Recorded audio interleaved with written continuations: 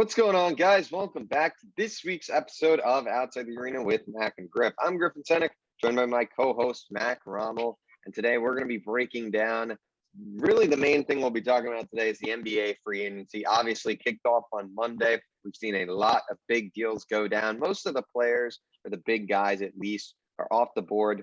The one notable one that is still on there, Kawhi Leonard. It's expected he will re-sign with the Clippers, but per usual, it's taking it slow with this free agency. So the day we're filming this on Friday, and the day you're going to probably be seeing this, there's no word out quite yet on Kawhi Leonard.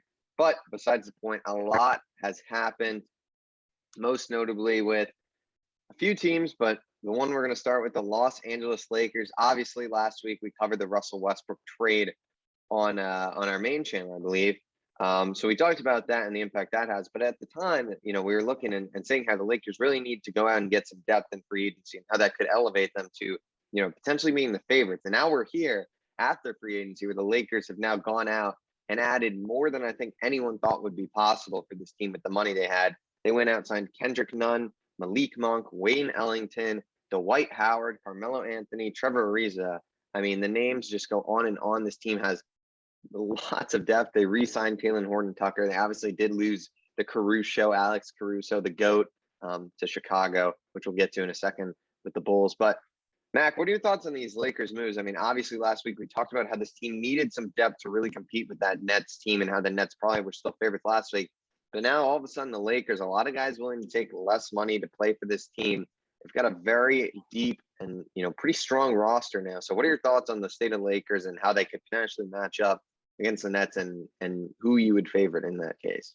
Yep. So Lakers, as you said, they go out, they get a bunch of guys. They add 4 veterans: Trevor Ariza, Wayne Ellington, Kent Bazemore, Carmelo Anthony, and then you go out and you get your young guns. You get Kendrick Nunn, Malik Monk, and these are all great signings, especially for the offensive side. We know their offense is going to be a leader already. You have Westbrook, you have Davis, you have, of course, the man himself, LeBron James. This offense was, to begin with, insane. You go out, you get these guys who are going to be able to produce on offense, but they still have this one question mark. None of these guys that they're bringing in are these elite defensive stoppers or these super good defensive stoppers that could help contribute when you're playing defense. And that's one thing you'll have to look at when you're playing a team like the Nets potentially in the NBA Finals this year, like everyone's going to be talking about once again. These guys are going to have to be or work their way up and hopefully play well defensively. But most importantly, they do have this depth. If a guy gets tired, whatever it may be, you're going to have these guys you could rotate in, throw in there, and that'll also be able to help your defense. And the 2 young guns, you have Kendrick Nunn, Malik Monk. These are guys who over time hopefully are going to improve, get better. They're both players who are drafted pretty highly. And then the Lakers, I do believe they still may need to make another move or so for the defensive side of the ball. But right now, they're looking amazing, especially on offense. And I do think it's very close with the Nets right now. I'm trying to figure out right now who I want to go with, who I think is better. Nets, you have that big 3, of course, and that's who you're obviously relying on the offensive side. The Lakers now, they have a big 3. They got this depth. And you know what? We're going to have fun with it. We're going to go with the Lakers. Let's root against our New York team. And let's say the Lakers have the better team right now. As I said earlier this season and when we're going into the playoffs, I do think experience is key when it comes to championships. And the Lakers have that. You have Anthony Davis, LeBron James, obviously have been to the finals before. You have these guys who've been in the playoffs, who've made plays, and know what it's like to play on the big stages. The Nets, they made the playoffs this year. They weren't able to make it past the Bucks, but they don't have that experience of going all the way to the finals recently with the team that they have now. And I'm not sure if they could put it together. Will they fold again like they did against the Bucks this season? I'm not sure if they will or not, but I do think the Lakers right now are the better team because they're experienced. They do have a big 3 now. They went and they got some depth, but right now the only thing I think they're missing is another piece or 2 on that defense. Yeah, I definitely agree with you on the points you made. I think defensively, the Lakers are not the best team, but at the same time, neither are the Nets per se. I mean, you look at that big 3 for the Nets, none of those guys are really known for their defense. So, both teams defensively aren't great, but I agree with you. The Lakers would be a lot more complete with a little more defense. They went out, got some guys who could shoot the ball a bit. Wayne Ellington, Kent Bazemore, Malik Monk, Kendrick Nunn. Some of them are still improving their shooting, but the first 2 are vets. The second pair are pretty new, younger guys. So, I think it was a great offseason for the Lakers. They obviously went out and, a lot of people didn't know who would be rotating in, who would be getting impactful minutes. Now they got guys who are, NBA players, real guys who are, legit. They can play and it'll be fun to watch. But the one thing I am a little worried about with them is, outside of Anthony Davis and LeBron James, and I guess Taylor Horton Tucker, none of these guys have really played together. Obviously, you do have some friendships. LeBron, Carmelo, and Russ have played before, but that didn't go too well. So it'll be interesting to see what happens. Because to me, at least, I am a little worried about just not necessarily chemistry. I think they'll get along, but just being able to, learn how to play with each other. I think that is something that is extremely undervalued. I do think it takes time for teams to get used to each other, and that, teams that are built up together often do, kind of figure it out and how to play with each other. But if a team can figure it out, it'd be this Lakers team with all this veteran experience. I think guys can figure it out, especially with LeBron, Anthony Davis. I mean, those two are great players. So I think it'll be interesting to see. But that is one thing. I mean, you're essentially the team from last year has essentially been completely revamped outside of 3 players, basically, who will be getting minutes. So that is a thing to think about. Right now, comparing the Nets and the Lakers, it's very close. I mean, you look at the Nets offseason, they bring back Blake Griffin, they signed Patty Mills, Bruce Brown is back. So they brought back some key, depth guys, and also, the Patty Mills signing was nice. I think I would give it to the Nets just off that star power, that big 3. I really think Kevin Durant right now is the best player in the league. And I think James Harden is fantastic. Kyrie Irving then is almost just a plus. And to me, that big 3 is better than the Lakers' big 3. I think it's more dangerous. I think those guys are more directly in their prime at the moment. So I'd probably lean towards the Nets, but obviously it's going to depend on health. If these 2 teams do match up, odds like we saw this year that all these players on these teams will remain healthy, not very high. So we'll see what happens with that. But if I had to say right now, I'd go against Mr. Rommel over here, and I'd go with the Brooklyn Nets. Hey, it's something new. I feel like a lot of things we somehow end up agreeing on. So maybe we're gonna have to start disagreeing a little bit more on this channel. That's gonna have to see. We're definitely gonna see some of that during the NFL season. But yeah, Lakers for Mac, and then Nets for Griffin. Yeah, very early, but a team in the Eastern Conference, staying with the East, I guess, on the side of the Nets, that really made some strong moves this free agency. That would be the Chicago Bulls. They completed 2 very important sign and trades. The first one for Lonzo Ball with the Pelicans, who they signed to a 4-year, $85 million deal. In a sign and trade, they gave Garrett Temple, Satoransky, and a second rounder to New Orleans. And then they went out and signed the star forward DeMar DeRozan to a deal, I believe, 3 years, $85 million.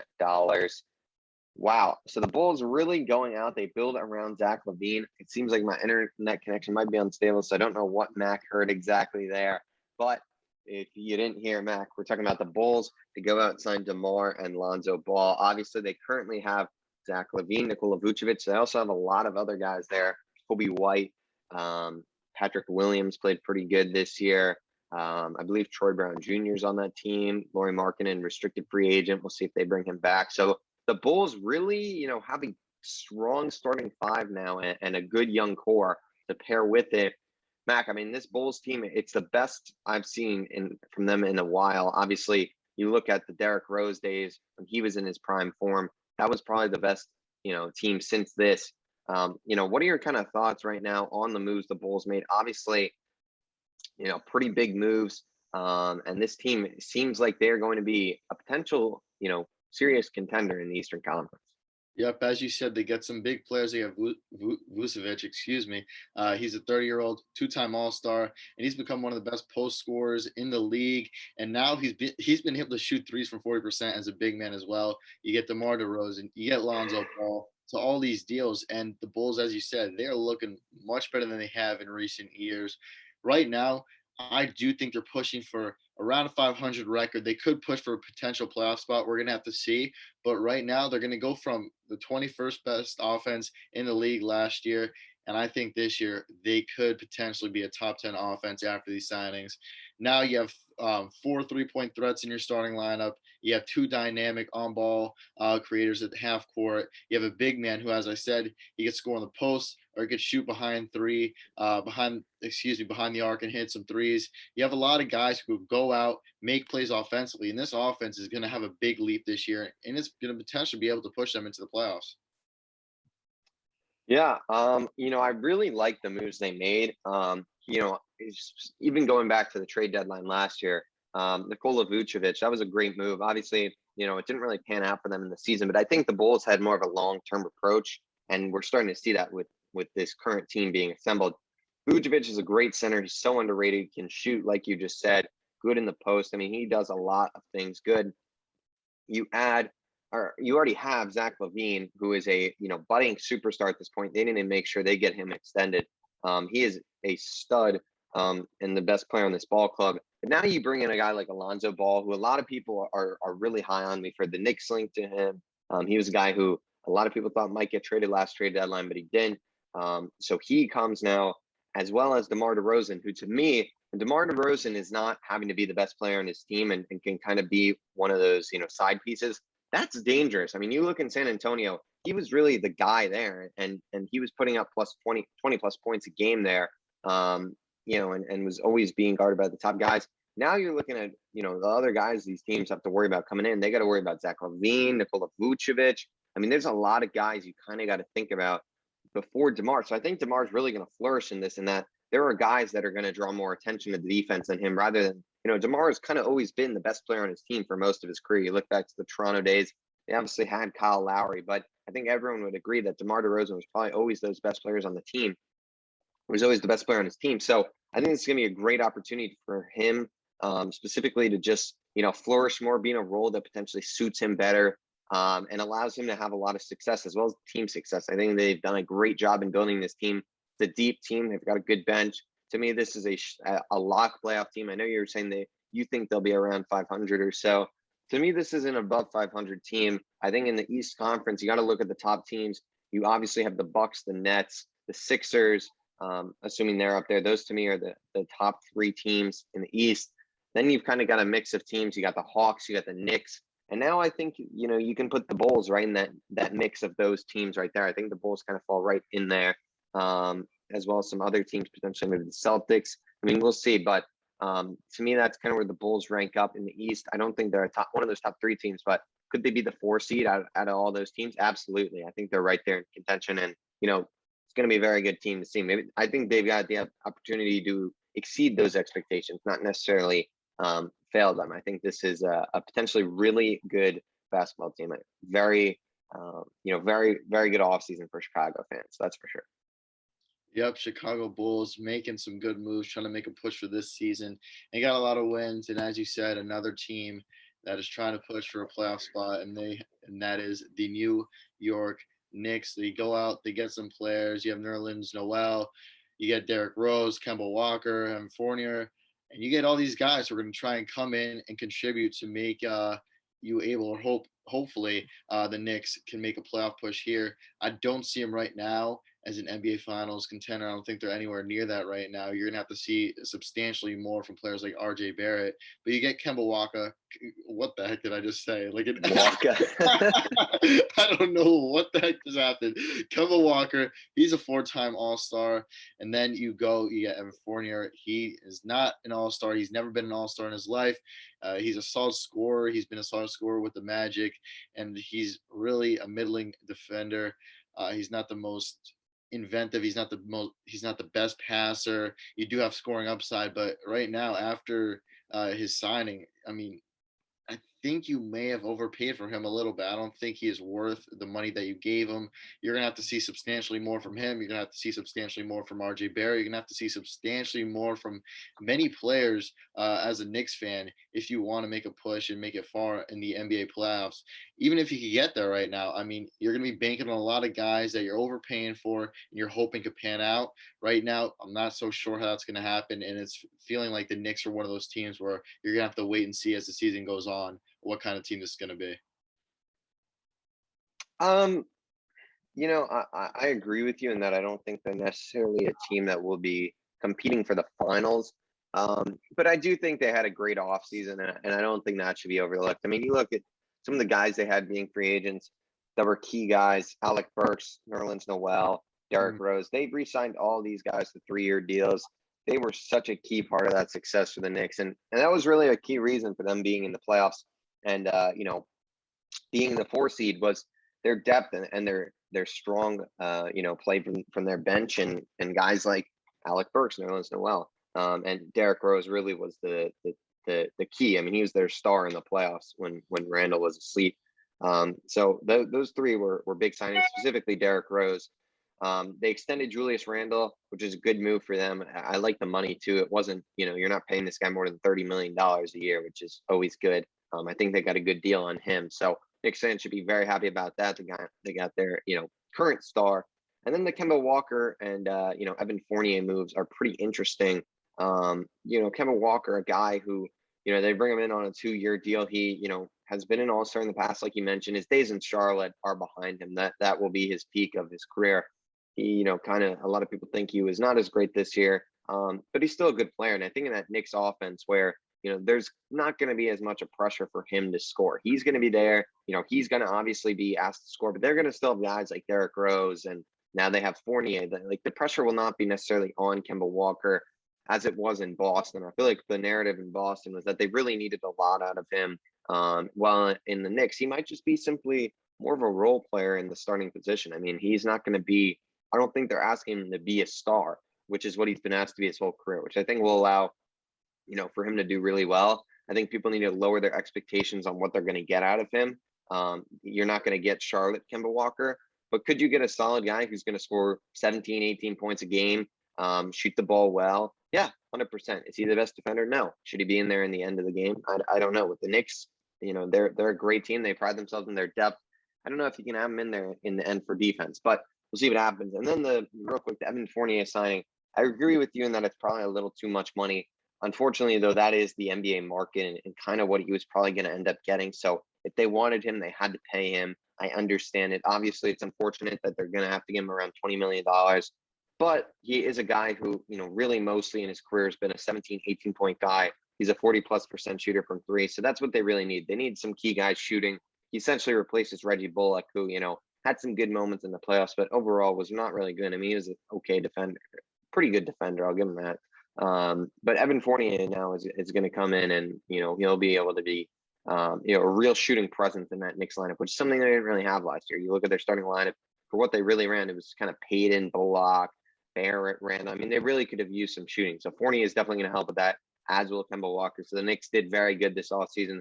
They go out and get some shooting. Definitely a lot to be excited about. I don't think they're in that top 3 echelon, but like I said before, I think right again they're competing for that 4 seed. That to me they've done nothing to lose that per se. But it'll be interesting to see teams like the Hawks. I mean, they played really good in the playoffs, so they'll be able to put it together in the regular season. We'll have to see. But overall I like the offseason for the Knicks a lot. Yep, for sure. And I guess we could go to the other side now. You have the Suns and their big re-signing of Chris Paul. We keep on talking about the Suns. And since we're on the topic of the Suns, I have to mention my cousin Rome. It's just how things go now. So Rome, I know you're happy about this re-signing of Chris Paul, a guy who was key to the Suns' success last season. He gets a 4-year deal that could be worth up to $120 million. Paul, he's a great player. He's finally been able to make it to the NBA Finals. And he's a guy that is known to take care of his body. And he's at age 36. He made his 11th All-Star team, and he averaged 16.4 points a game and 8.9 assists per game. In the playoffs, he was key to helping the Suns get to the finals. And now that you re-signed him, you're keeping Booker, Ayton, Bridges, all of these guys from your team last year back together, and you're hoping you could do something similar to what you did last year this upcoming season. You're obviously going to have that explosive offense Booker, Paul. One of those two are probably going to go off every single game, like we saw in the playoffs. And that was kind of a thing we saw into the NBA Finals, where those first two games, either Booker or Paul, they were going off and they won those games. After that, you really didn't see either of them really going off, getting that 30 plus points per game. You're seeing them get 20, sometimes even less than 20 points, and that was not ideal for the NBA Finals if they wanted to come away with that series like it was looking they were going to do throughout those first two games. But Paul, he's a great player. You're keeping this offense together. Now, if the Suns could sign another piece or two for their defense as well, like I was saying for the Lakers, they easily could be back in the NBA Finals once again. But right now, it's looking like they're going to be relying a lot on their offense once again this season. I'm not sure how that's going to work out for them, but I do think the team is great and they do have the potential to repeat and go back to the NBA Finals. Yeah, it was, interesting. You know, uh, you know, here's what I'll say. Chris Paul, they had to go re-sign him. He was a key part of their success. 4-year deal. I'd be lying if I said I didn't think it would hurt them in the last year or two. I think it's gonna be a rough $30 million to pay those 2 years, but you got to do it. Your window's now. You don't want to waste Devin Booker and DeAndre Ayton's prime. So I like the move. Obviously, you had to do it. It's tough. They've had some other good moves. They've signed JaVale McGee, who, still proven to be a semi-contributor. Somehow made it on Team USA for basketball. Don't know how that happened, but good for JaVale. And I believe they're also close to an agreement for Elfrid Payton as well. So that'd be a good depth signing at the point guard position as well. So, the Suns are making moves. They're doing their best to repeat. To me, I just don't think they're going to be able to recreate that success and recreate that magic. To me, I kind of think of it like the Toronto Raptors almost with Kawhi Leonard. Obviously, you still have your technical Kawhi Leonard, if you want to call Chris Paul that this year. But to me, it's still a good team, still a team that's going to be in the playoffs. But just they had that 1 year where kind of everything went right for them. They obviously played well, they deserved it. But, in the case of the Suns, it obviously didn't go well. But then after, they were close, but they could never quite get back. I mean, you look at the Raptors the year after, they were close, they almost got there, and now they're kind of in a complete rebuild. So that, not necessarily saying that's what the Suns have. Obviously, they have a lot better of a core than the Raptors did, and a younger one with, Booker, Ayton. If Bridges resigns Bridges, now they have Chris Paul. But to me, I just don't feel like they're going to be able to be a serious contender in this Western Conference. I still like the Lakers better than them, especially after free agency. If the Clippers re-sign Kawhi and he's healthy, I like the Clippers. I like the Nuggets a lot. The Jazz, you can't forget about. They'll be there. So there's a lot of good teams in this Western Conference. And to me, the Suns, they're obviously a very good team. But a lot is going to have to go right. And a lot went right for them to be in that spot last year. I just can't see it happening again. I mean, you look at their path. Obviously, you don't want to blame injuries and say, "Oh, well, he was injured," but it is a fact. I mean, you look at the Lakers. Anthony Davis was out. You look at the Nuggets. Jamal Murray was out. And you look at the Clippers. Kawhi Leonard was out. So you missed, arguably the best player on almost each team in your series. And then when you face the Bucks, they obviously went up 2-0, and then we all know what happened. So to me, I don't think the Suns will. I think they're going to be contenders. Fine, they'll be in contention to make it to the finals, but I just don't see it happening again. I think that was kind of their big 1 year they had to get it done, and good move though. Regardless, they had to get it done. But to me, I just don't think they're going to be another finals team. I just don't see it, to be honest. Damn, bashing Rome right like that. He's gonna watch this. I know you're gonna DM from him. Rome, just go to his DMs and talk trash to him. I want the Suns to go back. We're obviously disagreeing on this once again. It seems like it's a common theme right now that we're just disagreeing. But yeah, Suns, they have a lot to look forward to this upcoming season. As you said, you have teams up there, especially the Lakers, who they will be fighting with. And right now, I do think the Lakers are a little bit above the Suns. Well, not a little bit. They're substantially better than the Suns, but I do think the Suns are going to be able to get there and potentially put up a fight against the Lakers. Excuse me. Hopefully, in the conference championship, we're going to have to see how that plays out. It'll be interesting to see what happens with that for sure. Obviously, real quick, there a bunch of other moves made in the league. The Miami Heat were very active. They signed Kyle Lowry to a 3-year, $90 million deal. They traded Goran Dragic, Precious Achua, and a second-round pick. So And they also, extend Jimmy Butler as well as bring back Duncan Robinson on a 5-year, $90 million deal. Pretty crazy for one of the league's better shooters. But, obviously they go out. They're now going to have Lowry in that starting five. It's going to be a pretty good lineup. And that's another team that I think I forgot about in the Eastern Conference. That's right in that pack of the 4 seed. Them, the Hawks, the Knicks, and the Bulls. These are 4 teams that'll be battling it out for that 4 through 7 spot, really. These are all good teams. So it's going to be interesting. I don't think they're finals contenders with Kyle Lowry per se. Jimmy Butler to me declined a bit this year. I didn't love what I saw from him. And I think the Heat kind of were bubble frauds in the fact that, that was not a finals team that we saw. They are good. They do have good pieces. Duncan Robinson, Tyler Harrow really hasn't developed too well, but he's still young. Kendrick Nunn, you now lose. Obviously, that's kind of unfortunate. But you do have Lowry, who, 34, 33 years old or so. Should be a good move. Duncan Robinson, one of the better shooters. You keep him. Jimmy Butler gets 4 years, $180 million. A bit much in my eyes, but the NBA just gives some egregious contracts. So we'll just let it slide, I guess. Hey, I'll take. Yeah, exactly. Some big contracts. Trae Young also got 5 years, $270 million. It's 207, not 270. And Shai Gilgeous-Alexander signed a 5-year, $172 million extension. And then maybe the craziest extension was Steph Curry for a 4-year, $215 million contract.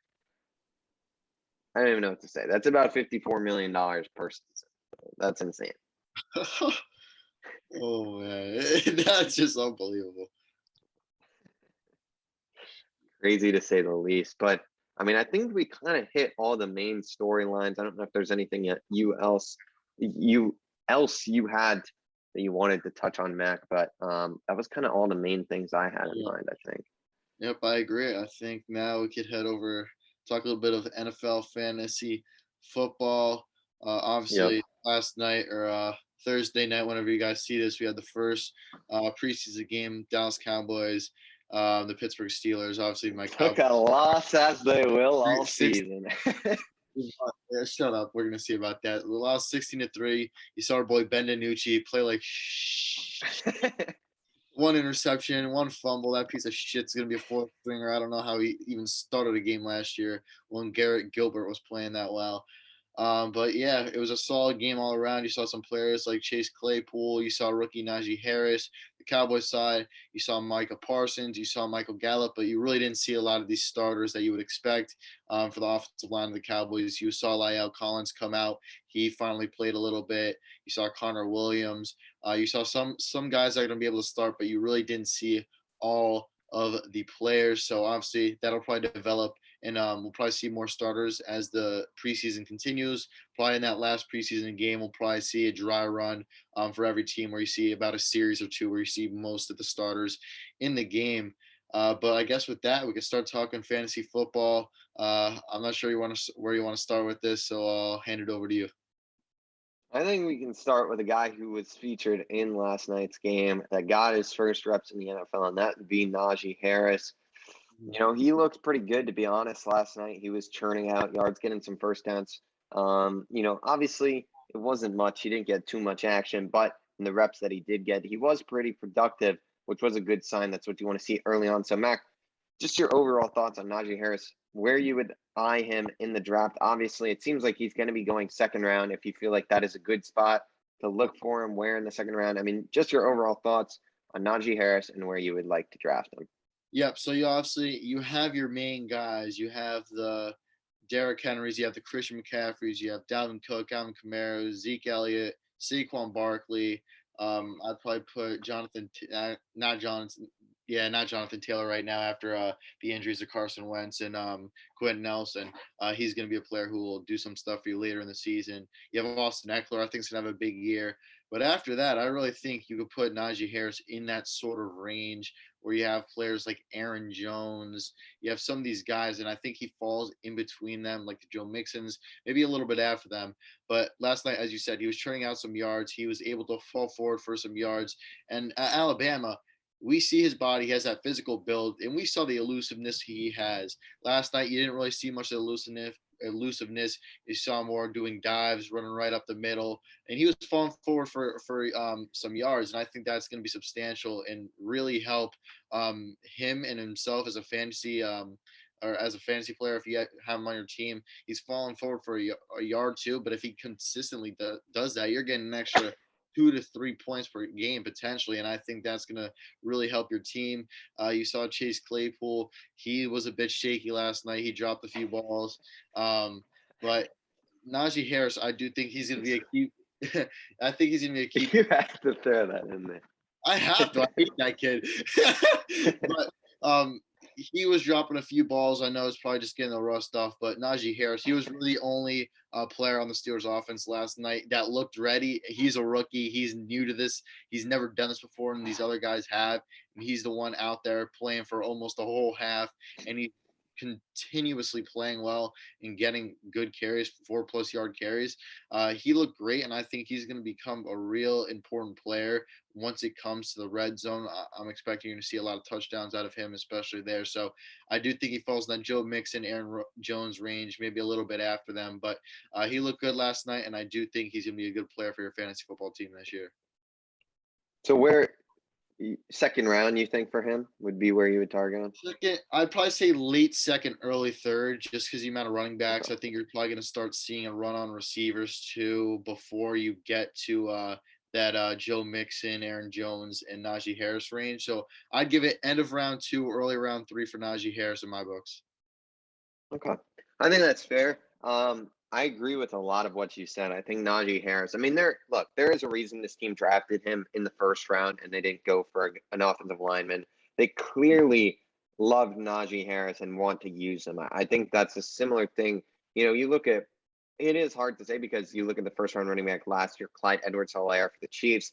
You know, people were really excited about him. They said, you want Andy redrafted him. Now he's going to use him. And it was kind of a disappointing year. I know they brought in like Lev Bell. We're kind of, messing around, but, you got to take that into account. But I think Najee Harris is a really, we saw what he did in college. And to me last night, he looked more like an NFL back in terms of the way he was just running and the way he was having success. I mean, you look in college, it was very hard for teams to go up against that Alabama offense, that Alabama offensive line, who most of those guys are in the NFL now. And, Najee Harris, who was a freak of nature, it was tough for them to tackle him. So I think we're now seeing kind of Najee Harris realistically translating to the NFL. But I do think he had a successful night one. I think he looked pretty good, like you said, falling forward for a few yards.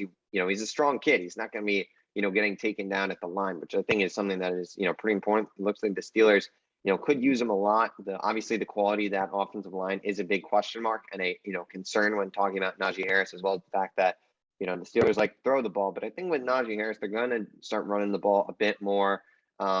I agree with you. I think he's kind of in that Aaron Jones range. I personally would prefer Aaron Jones. I just like, I know what I'm getting out of Aaron Jones. You're going to get a guy who rushes the ball 14, 15 times a game. We'll get 4 to 6 catches or so. We'll have some crazy games each year, but we'll put up, some touchdowns. No more Jamal Williams. They do have A.J. Dillon. We'll see what his role is. To me, if I had to put Najee Harris in a range, I would put him above the Joe Mixon, Antonio Gibson's area. I'm not high on either of those two per se. I like Najee Harris. So to me, I think you have that kind of, you obviously have those first 5 guys, who should be the first 5 picks in any draft. Then you've got like a Zeke Elliott, a Jonathan Taylor, Aaron Jones, Nick Chubb, Austin Eckler, that kind of group. And then to me, it's Najee Harris after those guys. And then, you get into the Joe Mixon, Antonio Gibsons. So I think mid-second round for Najee Harris is about where he'll end up, mid to late second round. And I think that's where you should take him. I don't think it is a risk, but at the same time, I like the upside with Najee. I think he could be really good, and I do think he will be better than like a Joe Mixon. And Joe Mixon is kind of a guy who it's Joe Mixon at this point. But I do like him. I don't think he's quite in that top tier. Or not, obviously he's not in the top 5 tier, but in that like Eckler, Zeke, like that area. I don't think he's there. So just a little below that for me. Yep. And So we have Najee Harris, one rookie running back, and then I think we should talk about another rookie running back. You have Travis Etienne on the Jacksonville Jaguars. He's the guy I think you're probably seeing later out of all the starting running backs. You're probably seeing him at the end, probably 25 to 32 range. So that's going to be interesting. So what are your thoughts on him? I know you have players like James Robinson, you get Trevor Lawrence, and it's just a really young, unproven core and offense. So what are your thoughts on Travis Etienne and where he'll end up? Yeah, I mean, I think the whole Travis Etienne thing is really interesting, but it's also really scary. You've got a first-time head coach in Urban Meyer. Obviously, you could look at his scheme in Ohio State, but he's never really used a running back like Travis Etienne in the way that it's expected that he will be used. So to me, it's interesting because we don't really know what scheme Urban Meyer is going to come out with in the league. So we don't know how him and James Robinson are going to be used. We've heard, I've heard reports that they're still planning to use James Robinson. He's still going to be the main back. Etienne's going to be more of a pass catcher. So it worries me for both of these guys. You've also got a rookie quarterback, Trevor Lawrence, who obviously everyone is super high on. I think he's a great quarterback, but he's still a rookie at the end of the day. Anything can happen. You don't know what could happen. Minshew Mania says he's not going to be the number two. Maybe Minshew Mania beats him out. Who knows? I doubt it. I'd bet a lot of money that he doesn't. But um, with Etienne, I think it's a risk. I think you really got to be taking him as a guy for your bench and your RB4 on your team. To me, I wouldn't be planning on starting him personally. I don't like that. I just think it's too risky. I think, he could be a guy that could be very good in the passing game. And I just don't know. I just don't personally see him having a crazy role in the rushing attack. I feel like that is going to be dominated by James Robinson. I feel like to me, Etienne could be set up for more of like a JD McKissick type role right now, where he lines up in the slot. He's a guy who catches a lot of passes, does get some rush attempts. But to me, that's kind of what I'm feeling the vibe out of Jacksonville. I think there's upside on James Robinson for where he's projected to go. I feel like, if you look at that Washington situation with Antonio Gibson, JD McKissick, if James Robinson can be an Antonio Gibson, you're talking a very high end RB who would be in the later rounds. So that has some upside to it. But with Etienne, I am a little worried just about the role. I think with both of them, you can be. I don't know. I'm not too high on him personally. I just wouldn't draft him. You definitely cannot draft him as your second running back. If you want to make him your flex, go ahead. But personally, I would really prefer to see him on the bench for now. There obviously is some upside since we don't know the role, but I'm just not too high on that upside personally. Yep, I do think you said it pretty well. He's more of an upside type of player, and I think the same thing goes with James Robinson. Like you said, two guys, you're unsure of the roles, who's going to get the carries, how many catches are they going to get, all of that kind of stuff. And they're both young players. James Robinson was just a rookie last season. You have these guys who are going to have to come in and contribute. And I do think at the beginning of the season, it's going to be rough. You're probably going to see split carries, if anything. You're gonna see them doing different roles, and I do think Urban Meyer's gonna find out pretty quickly that in my opinion, I don't think that that's gonna work out for them. I think you're gonna have to rely on one back, make one your backup, and I think that's how the things are gonna work out in Jacksonville best if you want to win some games. So I say, as you said, get them for your bench, and I do think later on in the season, one of these two guys is gonna outplay the other one, and one's going to have that starting job where they're getting 15 to 20 carries per game. The other one's probably getting 7-ish carries per game, and will be more involved in the passing game. But right now, early on in the season, it's a bit of a risk and a bit of an unknown until you see what the season how the season plays out. So I say get these guys for your bench, just as Griffin said. Later on in the season, if you have one of these guys, you just have to hope your guy beats out the other one. And I do think whoever wins that battle, whoever ends up getting that starting role later in the season, which I do think is going to be something that happens, they're going to be a good player, and I do think they'll be a reliable flex for your team. Yeah, I agree with what you said. I think the winner, honestly, would be an RB2 type guy. Just because I think you look at James Robinson last year, he was an RB1. He was great down the stretch. So, he played fantastic. Definitely an interesting situation to keep track of. Mm. Another interesting thing for me is the whole tight end situation this year. You've got Travis Kelce projected to go in the first round, Darren Waller, George Kittle projected to go in the fourth round or so. But it seems like I've been doing some mock drafts. People like reaching on these guys in the third round or so. And then you've got that next tier of guys, the TJ Hawkinson, the Mark Andrews, the Kyle Pitts, the Robert Tonyan, that kind of section of the board. So what are your kind of thoughts on the tight end situation? What group of guys are you personally liking? Are you liking going with Kelsey round one? Are you trying to eye one of the Kittle Wallers? Are you going with one of the, later guys in the later rounds so you don't have to burn one of those early picks on, one of those top three guys?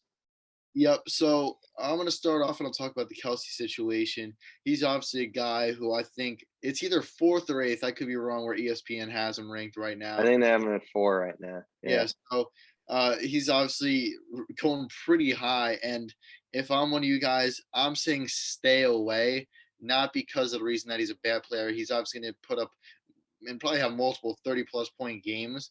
But in your fantasy league, you can't be getting a tight end round one. We haven't seen this. It's always round 2 to 3 at highest for a tight end. We never see a round one tight end like this. You have to go out and you have to get your running backs. Running backs, especially if you're in a bigger league, they're going to go. And if you don't have one of these top guys, if you don't have at least 3 starting running backs on your team, you're not going to be able to go out and win a championship. You have to focus on going out and getting a running back first. That being said, Travis Kelce, someone's going to bite on him. Someone's going to take him. And I do think that's drastically going to change how their fantasy team is throughout the season. They're going to have some good games, but overall in the end, I don't think it's going to pay out for winning a championship. And then, as you said, you have guys, you have the Kittles, you have the Darren Wallers. And I think Kittle, in my opinion, he's a bit of, I'd say not a risk, but I'm not sure if I'm liking him over Darren Waller right now. Darren Waller, he's obviously a guy who solidified himself in the passing game. Kittle's a guy who's coming off an injury. With Jimmy Garoppolo, he obviously has that connection, but with Trey Lance, I think Trey Lance is going to be a guy that wants to go deep more, and you're going to have to rely on some different players to do so in that 49ers system. You're going to have guys like Trey Sermon, who I think is going to outwork that running back core and somehow end up being a starting running back. You're going to have all these guys that are going to be able to contribute, especially once Trey Lance comes in. So I do think Darren Waller's ahead of him. So right now, if I'm able to get Darren Waller somehow around 3-4, that's a guy I would be willing to take. But honestly, I am in love with Kyle Pitts. I'd honestly wait until that range. He's a guy, even though I know the Cowboys need a defense, if he fell to 11 or 10, whatever it was, I would have had to take him if I was the Cowboys. He's in an Atlanta Falcons team where you lose Julio Jones. Now it's just him, Calvin Ridley, and a guy named Russell Gage. He's going to be a guy I also think a lot of you guys should be looking forward towards picking in your fantasy drafts this season. He obviously played pretty well when Julio Jones was out. And Kyle Pitts, you see in training camp, he's making these great plays, great catches. I like him. I like Robert Tonyan. I like Mike Gesicki. You have all these guys who are going to contribute. So I'd honestly wait. If you can't get a Darren Waller in round 4-ish, I'd say wait till that next echelon of players, of tight ends, and go and get one of those guys.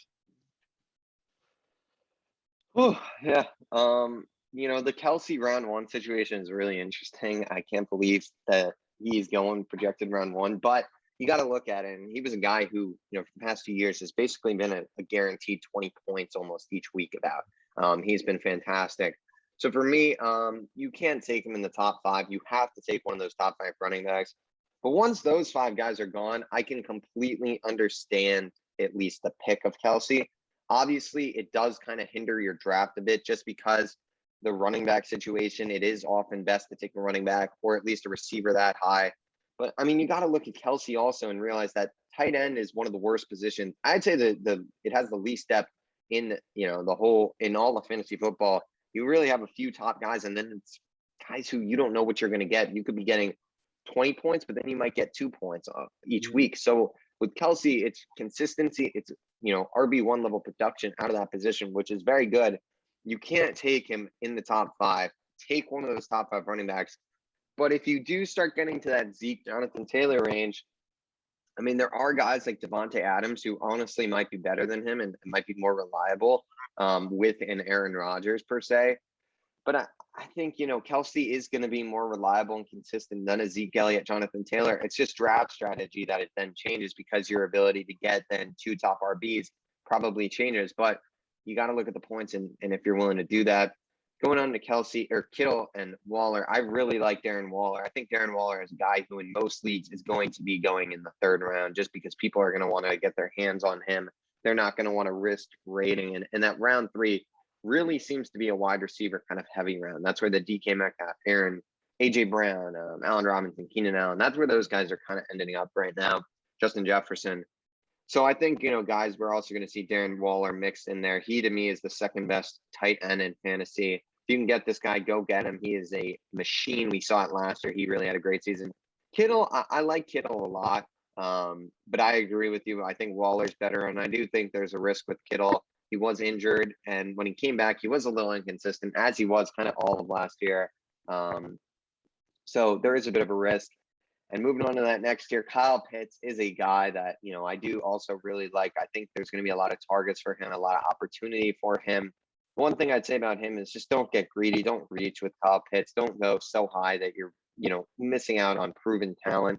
That tight end group, there are other guys. Personally, I like TJ Hawkinson as well. That Lions offense, Dan Campbell has said some very good things as well, but TJ Hawkinson is in a spot to really be the leading target getter in that offense. You look at their weapons at wide receiver, essentially non-existent. I mean, Amon St. Brown, I apologize. I think I botched that name, but St. Brown, I believe they have like another, maybe Tyrell Williams is who it is there, but they really have no other guys. I mean, so to me, TJ Hawkinson is going to be getting a lot of targets. The man came back looking like an absolute different person. I don't know what happened.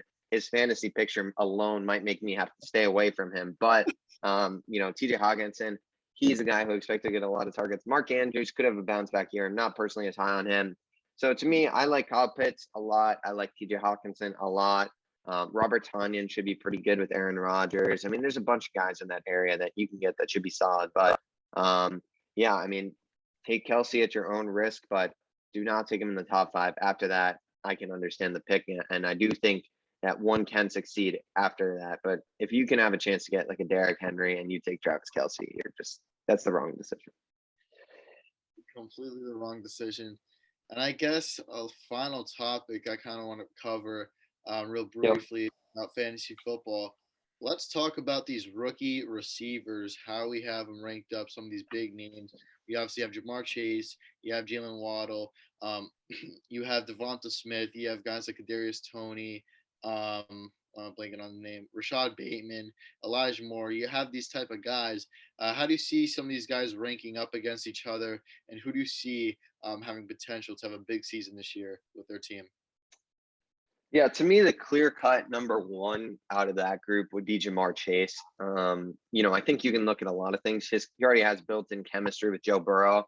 Those two guys. I mean, you can say that with Jalen Waddle too. Maybe even hurts Devonta Smith, but not really. So I guess there's built-in chem all around. But I think the most established one and one that I'm looking at is that Joe Burrow, Jamar Chase group. To me, I really like Jamar Chase as well. I like the situation he's in. They do have, guys like T. Higgins, Tyler Boyd there, but I think Jamar Chase, they drafted him in that 5th pick. And, look at what's on the board. Penny Sewell was on the board, and that would have really helped their offensive line. That's a spot of weakness. He would have really been a force there. So I think you got to look at same thing with Najee Harris. You got to look at these situations and say, who could the team have taken and who did they take? And they're not going to take a guy just to please Joe Burrow, to barely use him in that 5th pick. You're taking that 5th pick to use him. And I hope they don't mess it up like they did with John Ross. Obviously, John Ross, not great. I don't think the talent was quite there, but they just didn't use him really to the extent that they should have. You need to use Jamar Chase. He needs to be from day 1, that wide receiver 1, wide receiver 2, playing most of the downs. That's what I want to see. So I think there's some upside with Jamar Chase. Do I think he'll be a wide receiver 1? I don't know, but wide receiver 2, I think he could fall in that range. Looking at the other guys, I mean, Devonta Smith already dealing with injury problems. It kind of just seems like a guy that, might end up just dealing with a lot of injuries in the NFL. We'll have to see what happens when he gets on the field. I mean, only time will tell how he's going to match up against these NFL corners. I'm a little weary of him. I do think there's some upside just because that lack of talent in the Eagles wide receiver room. I think he could make a dash for wide receiver 1 there with ease, to be honest. I don't think there's a lot of competition. I mean, we've heard like Jalen, I forget if it was Arcega Whiteside or Rager. I feel like something was going on with one of them that was like they're like retiring or something. I don't know. I just remember reading some crazy thing out of the Eagles wide receiver room. I see my connection's unstable, so I don't even know if Matt can hear that. Could you hear any of that? I missed it. Okay. Well, I was saying how the Eagles with Devonta Smith, there is a path for the wide receiver one room at least. And I think there was something coming out about Rager or Arcega-Whiteside, like saying they might retire or something. I don't know. I forget what it was, but I remember seeing something, I Yep, think. I think it was So I feel like, Rager. I think one of his childhood friends had died or something, so oh, yep, that was it. uh, Yep. like up to par with conditioning and that kind of stuff. So hopefully Jalen Rager can get the help he needs and is able to get through that tough time. Prayers out to him and his friends and his family. But that said, Devonta Smith, but even if Rager is healthy and playing, to me, I think he can elevate to that wide receiver one status. Waddle, I'm personally not too high on. It's a stacked wide receiver room, to be honest. There's a lot of good guys there. They got Will Fuller, they've got Devontae Parker, they got like a Preston Williams, they have Gesicki, they have Gaskin. I think there's less of an opportunity there. But we'll see. You're really, you're a guy who loves Jalen Waddle, I know, so you'll probably have a different opinion than me. Looking at the other guys, I mean, those are guys that you can really take as upside for the bench, but I wouldn't expect much out of them. Kadarius Toney, maybe there's some upside there because Kenny Galladay is already experiencing some hamstring problems that could linger. He could be out for some time. Obviously, they say it's minor, but these things never seem to turn out minor. They always kind of seem to just stay there with you. But the Giants have a lot of good options. Rashad Bateman could be very interesting. Obviously, he'll probably have a lot of playing time in, Baltimore there with that wide receiver room. And Elijah Moore, we've heard a lot of good things about him. There's a path for him to really get some serious reps there too. Obviously, you have Corey Davis, he'll be there. Jameson Crowder's there as well. But, Elijah Moore could get big opportunity. I don't know. Personally, those are guys I'm eyeing for the bench and not like wide receiver 3 or 4s, pretty much wide receiver 5, 6s, kind of guys that you have on your roster. You're not really expecting them to play much, but they're there because you think they could turn out to be something and you're willing to risk a roster spot for that upside. Yep, I completely agree. As you said, Jamar Chase, I do think he's the clear cut number one out of all these guys right now. Even if he doesn't produce that in fantasy, in real life, I think it's pretty easy and safe to say that he's going to be the best receiver out of all these guys. You look at Jalen Waddle. I do think he's my number 2 receiver right now. He has the speed. You're connecting him with Tua Tagovailoa, his former quarterback. We saw what they were able to do the season that they played together, or at least part of the season that they were playing together. He has a speed. You can use him a lot of different ways, and I think that's going to be a key part of Tua's development. If you want Tua to develop into a quarterback who could win playoff games potentially with, I think having Jalen Waddle on this team is going to substantially help him be able to do that and accomplish that and help him develop much quicker. So we're going to have to see how that plays out. Yeah, Devonta Smith, this guy I'm not really high on. One, I hated him coming into. Yes, I love it. I hate him. I hate that he's on the Eagles. It's just a lot of hate factors. So I do think he's going to be the number 1 receiver. We're going to have to see how the weight affects him in the NFL because some of these bigger corners, you press him, it could be game over if he doesn't quickly win the release against these corners. We're going to have to see. That's going to be something that we're going to have to see as the season goes on, how he matches up against some of these corners and how his release looks. The release is the key to everything. We know what he could do after the release. But if he can't get past the release, none of that extra stuff, none of that route running matters. So we're going to see, could he beat these corners pretty quickly off the line? And I do think if corners play off on him, he's going to make some filthy plays for the Eagles. But once it's pressed, we're going to have to see how he plays there. You have Kadarius Toney, a guy who I think could be a solid 5, 6, 7 points a game type of player with the upside of maybe getting 11, 12 points on a given week. They just have a lot of receivers. None are really outstanding aside from Kenny Galladay, and it could kind of go either way. We're not sure if Daniel Jones, how is he going to play? Saquon will be back. He's going to be getting a ton of focus in that offense. So Kadarius Toney, we're going to have to see how that plays out. I do think he's going to be a little bit too inconsistent for me to draft on my fantasy team, but we're going to have to see how that plays out. You have Rashad Bateman. He's obviously on a run-first team. You have Lamar Jackson, quarterback and running back all in one. You have J.K. Dobbins, who's going to explode this season. I think he's going to play amazingly. And then he's just a guy we're going to have to see how the scheme wants to use him. He's a deep threat, obviously, but how many times are you going to be going deep? I think you're going to want to focus on the run game first because that's how you've been winning games the past few seasons and how you've been making it pretty far. And then lastly, Elijah Moore. This is a guy, as you said, you're hearing so many good things about. You're seeing so many good videos. And I do think he has the upside of being the second or third best receiver in this class.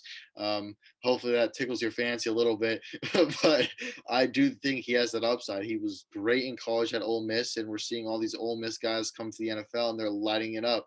You have DK Metcalf, you have A.J. Brown, and Elijah Moore seems like he could potentially Not be the quite same build as those other two, though. He's a bit smaller than those. Hey, other two guys. those were some later guys, second, third round. This guy's a second rounder. He's a second rounder. Imagine what he's gonna do compared to these guys. He could even be Early second. He was essentially a first round. Exactly. He could even be better than these two guys. You never know. But Elijah Moore, you see the great things he's doing, route running, deep threat. He has the speed. He's connecting with Zach Wilson almost immediately. I love what I'm seeing. So I do think Jamar Chase, number one. Elijah Moore has the potential to be that number 2 or 3. So I'd give it Jalen Waddle and Elijah Moore are probably pretty close for the 2 and 3 spot. After that, it can kind of go in any which way. I do think Rashad Bateman is probably there. Devonta Smith, and I do think Kadarius Toney's kind of last just because the question marks of the team around him. Who are they going to use? It's really just too many question marks. We're going to have to see. But a lot of good receivers and a lot of later round guys, which we'll probably get into in the next few weeks when we break down some more fantasy football before you guys start your drafts and before the season comes. There are a lot of these later round guys who are going to be able to contribute. You have players like Cornell Powell, a lot of different guys who are going to be able to make plays for their team. And as you said, Amon-Ra St. Brown, he could be a guy that's probably going to start for the Lions.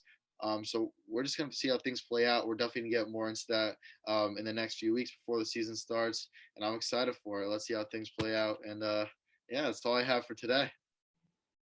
Yeah, a lot information covered. I mean, this is a longer episode than we've done the past few weeks. So we hope you guys, really enjoyed it. Obviously, we're going to be putting out an episode next week. That will probably be, I would say, fantasy and NFL focused. I don't think we'll really touch on the NBA. Unless Kawhi Leonard signs, we'll probably briefly talk about that. But then we'll probably focus a lot on fantasy in the NFL. And then we'll also be discussing kind of the future outlook of the podcast. Some things are going to be changing just with logistics. And we'll keep you guys tuned with that. Season 2 of Outside the Arena will be coming. We'll probably be taking a week or so off just to regroup. But that will all be explained next week. We'll describe everything, the plan and whatnot. And then, we'll be ready to go for the NFL season. So next week, stay tuned. A lot of fantasy football likely coming your way.